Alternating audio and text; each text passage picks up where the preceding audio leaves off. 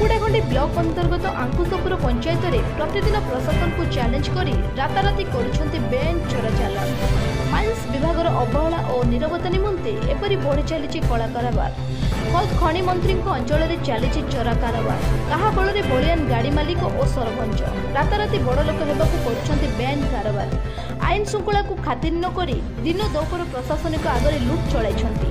गत रविवार दिन आंकुशपुर पंचायत में अग्निशम केन्द्र पछपटू बेआईन भाव चली मरम चालान।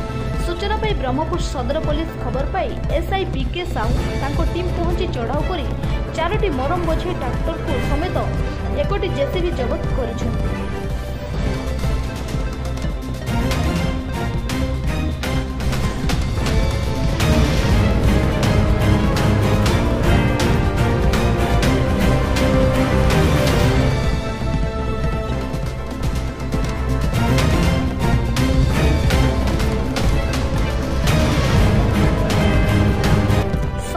गाड़ी चालक समेत मोट 6 जन को काबू करने सहित केस नंबर 291/25 लगे हाजत को पठाई दिया।